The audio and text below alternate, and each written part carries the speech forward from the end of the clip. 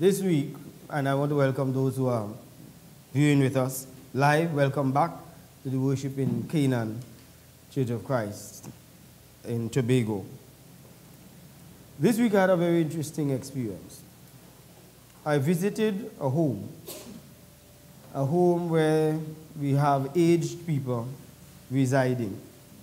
And I would suggest that we visit some of these homes to see people after they have lived up their life of success and their lives of various stages and levels that they've come to. That you come in these homes, and these homes are people who have been humbled through life. People who held status, held power, held positions.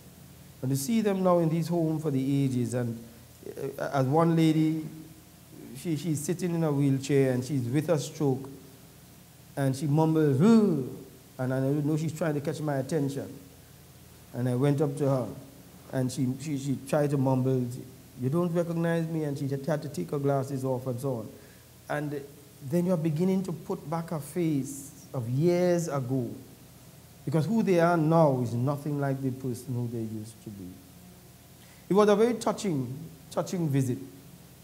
And there are so many people that I know who are living in some of these places.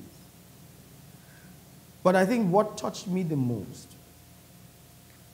would have been a lady who was crying in a corner. And I moved to her and I spoke with her. And she said, "Oh God, if you could just take my life now. Let me go to sleep and never wake up." And I asked her, why? And in tears she said this. She has lived away for 16 years, worked hard to educate her 3 children. All 3 children are medical people now. They brought her down here, she thought was for holidays. And they put her into the home, took a flight, and left. 16 years, she said. I work hard to make my children who they are. All of them medical people, they can't take care of me. And they've abandoned me. Said, "God, let me go and lie down and never wake up." You think you have problems? You think you have issues? And that's all she said for the entire time that I was there. Said, "I drove in snow, day in and day out." They must be wicked. They have to be wicked. They say, "I have nobody to hug me. I'm here among strangers. Nobody to wipe me off. Nobody to clean me. And just because I'm old, they've abandoned me. Aren't they wicked?" And she started to cry again and say, "God, let me lie down tonight and never wake up again." So that's one side of the story. Sitting right next to her is a lady who's comforting her. Another old lady. And says, I tell she, don't let that worry her. This next lady has 6 children, 5 boys and 1 girl. He said, "They brought me here and they put me among all these people." And she said, "Mister, I'm happy. I'm happy because in that house alone by myself, I have people here to talk to. I'm glad. All of them busy and they're going about their business and they're doing about their life and so on. But at least I have people. 2 people in the same home, sitting next to each other with 2 different perspectives on life. 2 different perspectives of life. One sad and crying, and one happy. "Let me sing, mister. Let me sing. Let me sing." That's what she said. And the more she tried to sing, the more this one here got into depression and started to cry. Inside of this room of people inside of here, there are two thoughts processes taking place. Somebody has sad thoughts, and somebody inside of this same room has happy thoughts. Is it that one is going through more problems than the next? You'll be surprised that sometimes the happy person is going through more problems than you, because this lady only has 3 children, she has 6. So she should really not be here, because she has 6. And when she told me who her children are, these are people with high status right here. So she really has no need to be here. But she is. And she's happy. It's not that what you're going through that makes you sad. It's what's going through your head that makes you sad. And so today I want to talk to you about 2 ways of thinking. 2 ways of thinking. You choose. And I want to give you this quotation that somebody gave. God does not give you what you deserve. God gives you what you expect. Let me repeat that again. God does not give you what you deserve. God gives you what you expect.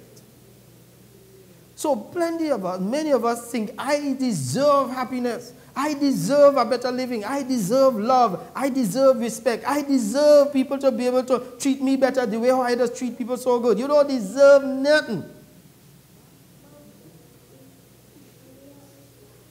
You will get what you expect. Expectation is faith. God expects us to have faith, and it's that faith that has expectation that is what you will get. Your sad life is as a result of your own expectation. So you want to tell me all these things I'm going through is because what I expect? Yes. It is your expectation. Let me tell you how powerful expectation is. If you put a man inside of a prison and you tie his hands up and tie his legs and you put him in the middle of a cell and he's inside of there and a prison officer walks in and says, sir, you are going to be hanged in 24 hours. What happens to his expectations? His expectations would lead him to become a sad person. He's going to probably think, oh, what did I do to deserve it? I'm innocent, and look at what I'm putting in. Or he's going to start thinking of his family after he's gone, what they're going to say about me, that my father was hanged as a criminal, and so on. Or he's going, all the expectation thoughts, expectations, going to be negative. Am I right? Is he going to really be thinking positive? Hardly not. It really takes a lot for you to think. No, he's in the cell, and that's what it is. And so he's going to be probably sad, he may start to cry, and he start to moan and feel sorry for himself. Let's say the prison officer comes back inside less than 10 minutes later and says, oh gosh, my son, it was really a mistake I made. It's not you that will be hanged, it's the guy next door will be hanged. You are going home free. He's still in the same cell, his hands are still tied, his legs are still tied. What's going through his head? Happy thoughts. Same situation he's in. His situation hasn't changed. His expectations has. What drives us in life is our expectations out of life. So that leads us into our text for today, Numbers chapter 13. Numbers chapter 13. The children of Israel, God promised them a land that is flowing with milk and honey. He told them, I'm going to give you a land that is so vast in its state that you will be happy inside of there. And so they are now going into this land. Moses asked, therefore, to send out men to spy out the land because people are already occupying the land. People are in Canaan. That's the name of the place. They're in Canaan's land. And there are people in Canaan, and Moses sends out people to spy it out.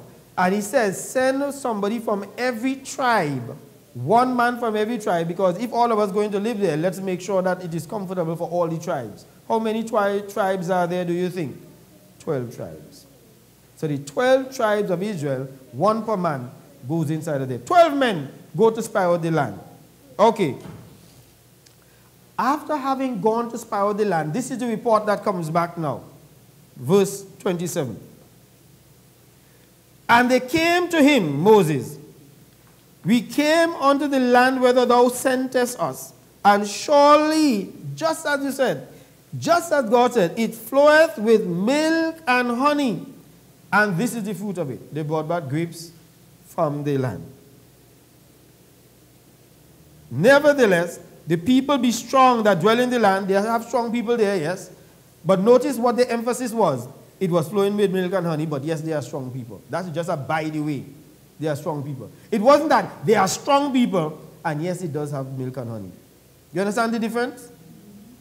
So, it is not that, yes, are happy, but, and the emphasis is, I'm so frustrated with this. Sometimes we put the emphasis on the negative and the by the way on the positive.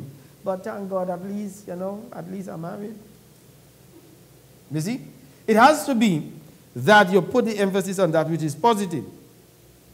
And they are very great. They acknowledge that they were great people, which means they were big people in the land. And moreover, we saw the children of Anak there. The children of Anak were very, very tall people, giants.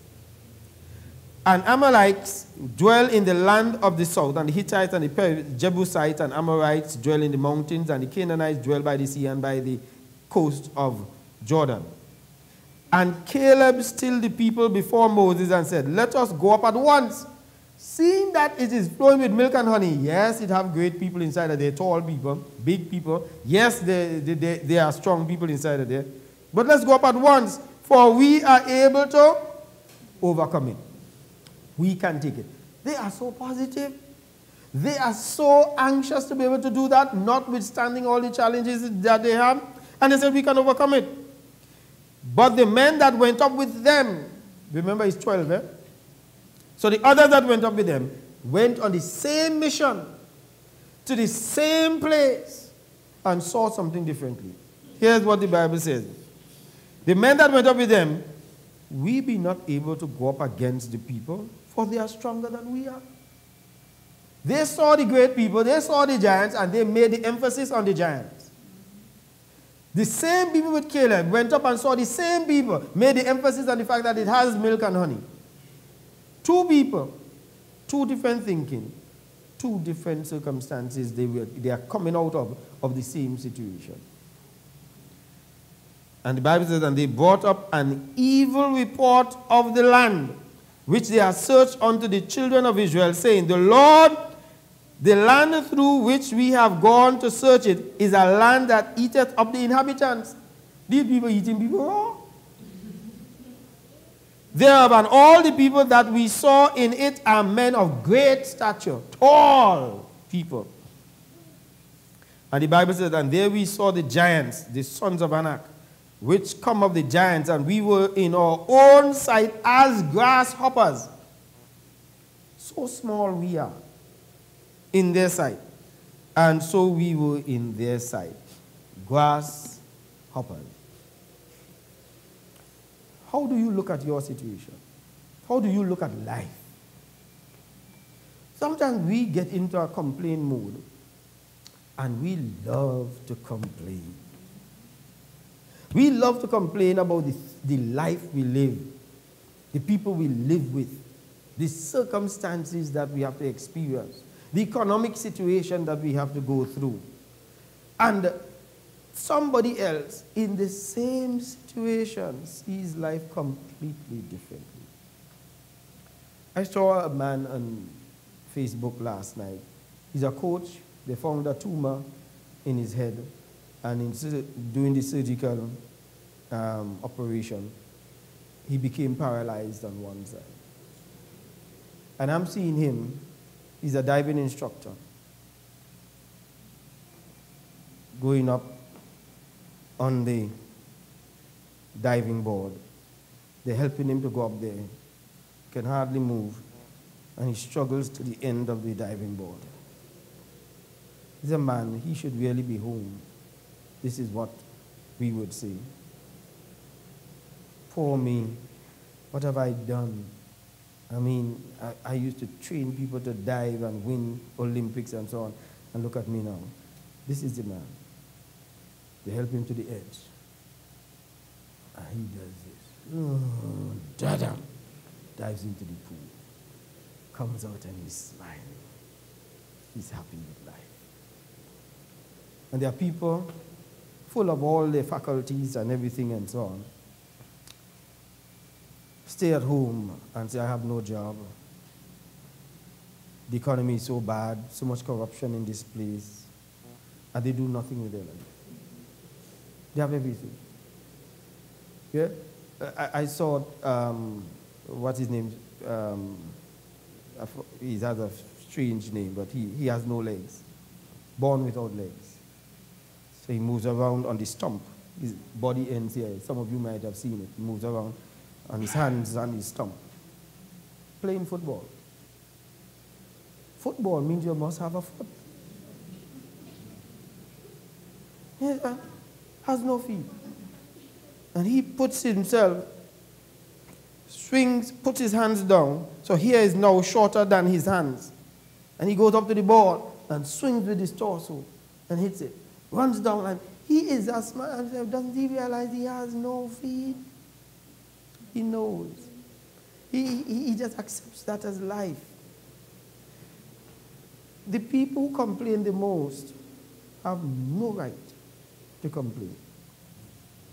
But if you really look at your life, you are so much better off than so many people. Same situation, two different ways of thinking. If we could just get people to change their thinking, we could get people to change the results in their life.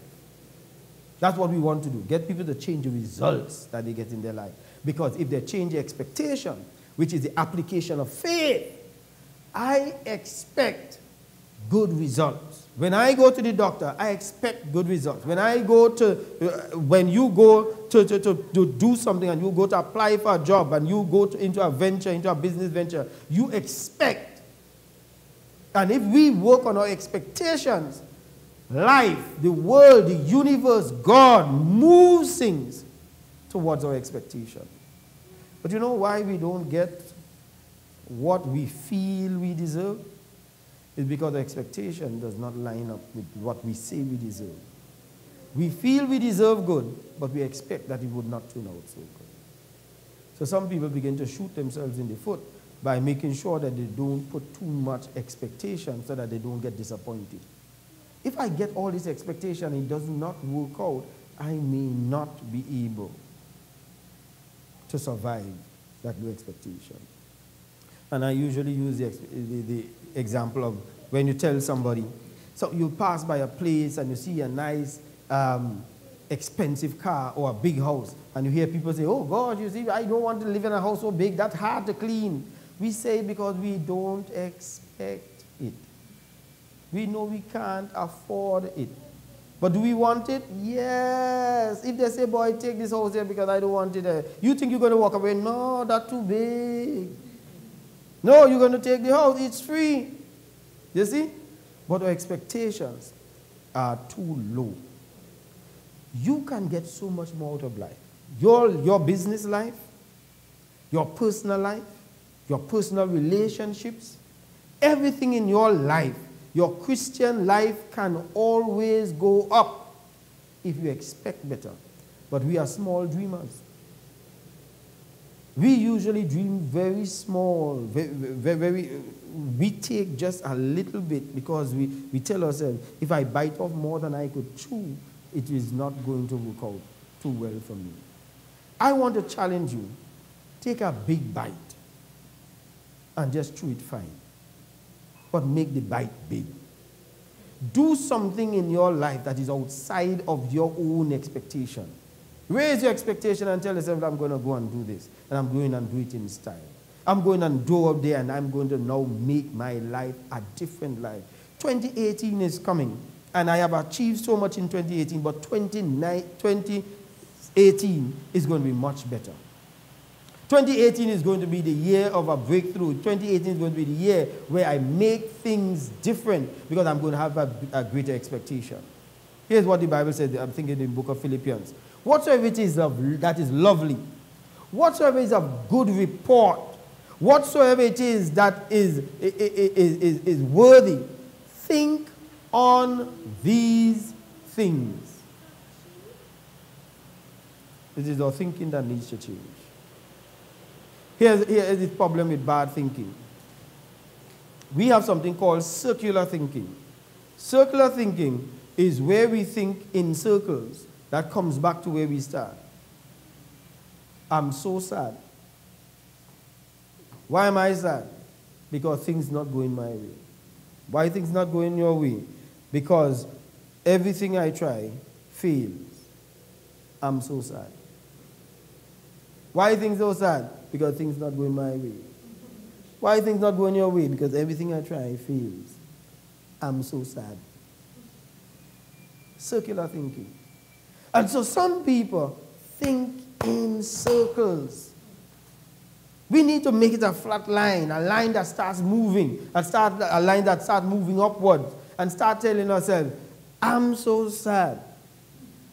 Why am I so sad? Because things are not going my way. So what you're going to do about it? I'm going to change things. What am I going to change? I'm going to change things and I'm going to achieve some stuff. I'm not so sad. I'm happier. Why am I happier? Because things are now starting to go my way. Why are things now starting to go my way? Because I now have greater expectations. I'm really happy. Why are you really happy? Because things are really happening for me.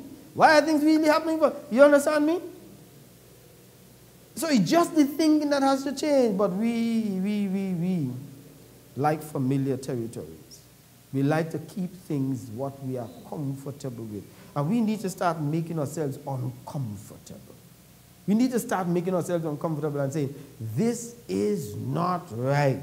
I am born for more than this. There is more inside of me than I could have, and what I am living is not my greatest. There is so much more. When you have a seed in your hand, you have a field. One grain of seed is a field of seeds in this one grain of seed. And inside of you is so much more. They just said that most of us live a fraction of our greatest potential. Think of your life. And if that statement is true, and I believe it is, you are just a fraction of what you can do. And if you just change your thinking, change your expectations, change your faith, you can live a smashing, explosive life. So some people go into mood swings. How many of you have one time you wake up and you tell yourself, life is good, I'm blessed and highly flavored. And then all of a sudden, you're just sad. Yeah, have you ever had that? You're just sad, and have you ever been sad and you don't know why you're sad, and so on? So it seems as though our life just runs on a roller coaster. High, low, high, low. It does not climb. It does not change. And I'm saying we can change that if we start going after life. Here's what the Bible says. God has not given us the spirit of fear, but of power and of love and of a sound mind. God has given us power. You know what power is? The ability to rearrange things. That's what power is. So whatever it is that is going on in your life, God has given you power. God has given you the ability to rearrange that. Why not just go and rearrange it? Instead of being stuck and complaining, rearrange life. And with God on your side, trust me, you're in the majority. You could rearrange life. I want us to now be a positive set of people. I want us to know. But you see, you can't be positive if you don't inject positive thought. The mind is like a thermostat. You set it, and whatever it is you set that thermostat at, it will trip off as soon as it meets it. If you set it for a temperature again of 18, as soon as it meets 18, it is going to trip off. and wait for it to cool back off. Whatever it is you expect, your mind will trip off once you've expected it. And what we have to do is keep changing the temperature gauge, keep changing the thermostat so that we can break the barriers. Don't just leave it there. What some of us have done is broken off the switch. So we only reach so high and no more. It is generational also. Do you know that? It is generational that if your parents had no high school education, there's a high chance that the person coming up in that family is not going to have a high school education. And if your parent had high school education and probably had A-levels or degree and so on, the children coming up will only have a degree, would not necessarily go. One child may burst that and so on, but generally the rest of them are going to use that as the cutoff point. But have you noticed that doctors tend to have children who are doctors? Yeah? Because that is set generationally. But you can break the generational issue. You can break the generational curse and say, I will do much better. I am going to achieve more. I'm going to go further. And if everybody in my family, their marriages fail, mine will not. Because you know, that also happens even in relationships. Auntie divorced, uncle divorced, and so on, and everybody in the family. And so therefore, yours is doomed for divorce because you set it. And that's why, even as far as our nutrition is set, we eat just like everybody else in the family. If my mother was overweight, there's a high chance that the children will be overweight because we cook the same way. You use the same amount of sugar. We use the same amount of lard in the food. But we can change that just by saying, I don't have to be like that. I could be different. I could change things. And if you change things, then is when people see Christ living in you. People don't like to follow people who are complainers. People like to follow people who seem to know where they are going and how to get there. And you have to be able to do it. Now, inside of this room are two different sets of people. Trust me. There's never going to be a gathering of people and everybody thinks the same way. There are going to be some people who see their life in a negative perspective. There are people inside of here who see their lives in a positive, even though things not going that good with them. There are some people who don't have feet but say the fact that at least I can move around. There are other people who say, I cannot move around, but at least I have family around me to take care of me and move me around. Because they think in those positive ways. But there are some other people, poor me, I have no feet. You know, you see somebody who's old, and they say, oh, I wish I were young. And then the young person watch the old person and say, oh, I wish I was settled down in life and had all the gold and jewelry and property that you have. And then somebody else who is poor would look at somebody who's rich and say, I wish I was rich. And somebody who's rich, I say, I wish I didn't have this worry to protect all of these riches. Do you understand me? Because we are never satisfied in whatever state that we are in. The Bible says that we need godliness with contentment is great gain. And we need to learn to look at what we have, who we have, and who we are, and be contented. I really want us to start being a positive set of people. I want you to become a positive set of people. So I want you to think of something that is negative in your life. Something that is not going right in your life right now. And if nothing is in that situation, that in your life there's nothing that is not going right, we'll pray for you. You're on the wrong track. You're on the wrong track. Because something must be going wrong in your life. Everybody must have something going wrong in their life. And I want you to think of that thing that is going wrong. That relationship that is not going right. That situation in your bills, that situation in your health, that situation in your Christian relationship, your relationship with God. What is not going right? And I want you to think of that and ask yourself, is there another way to think of the same thing? Every coin must have two sides. Everything God created had two sides. Night must have day. Height must have depth. Liquid must have solid. In your problems, you cannot have one side. There is two sides to your problem. And there's a positive side to your problem. sometimes what we are going through in life, God is using it to bring out the positive side in us. And when we look at that and we look at what God brings us through, we tell ourselves, during the time that we are going through the bad in our life, we discourage ourselves if we look at it only from the bad side. But we need to have faith and expectation and say, God knows what he's doing. And after God has done what he has done, then we can say, we understand it by and by. You wouldn't understand everything now, but eventually you'll understand it by and by. 2 men were fired from their jobs. They both work in the same job, same institution, both of them fired.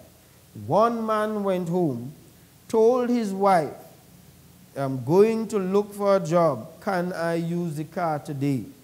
She said yes. She left, took a taxi, went to her work.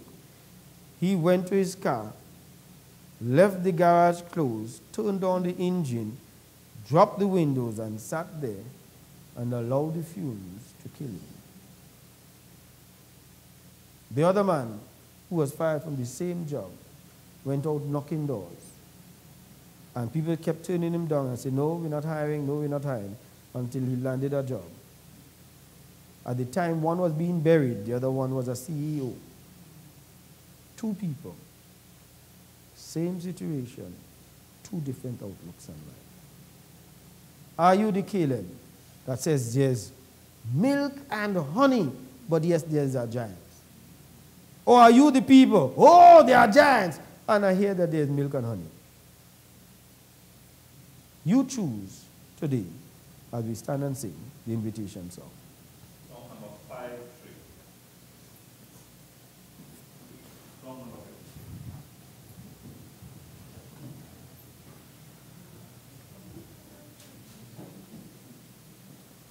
Yes, I stand in vanity. Tea and pride and care, That my Lord was crucified and oh, was for me, he died on Calvary, Calvary. Mercy there was great and grace was free and pardon multiplied to me, and there my burden so liberty at Calvary.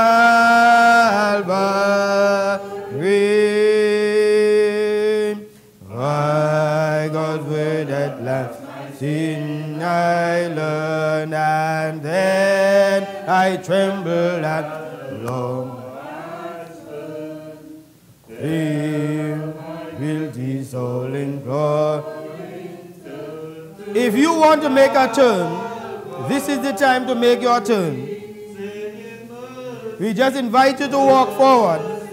Today could be the change in your life for the rest of your life. One set of people are going to say, no, I don't want to do it. I'm fearful. Another set would say, I will. 2 sets of people, same place, same sermon. One would accept and one would reject. Everything, and now I gladly own as my King. Now my raptured soul only sing on Calvary.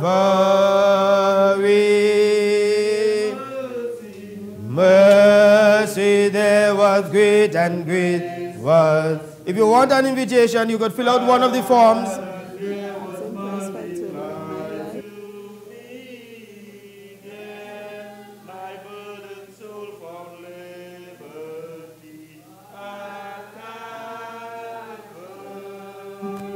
If you want to write down your request, you could write it down. We have forms that you could fill out.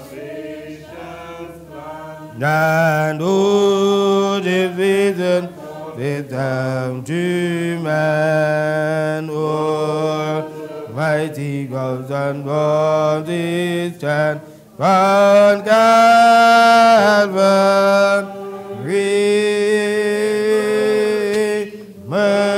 mercy there was great, and grace was free, and pardon there was multiplied to me.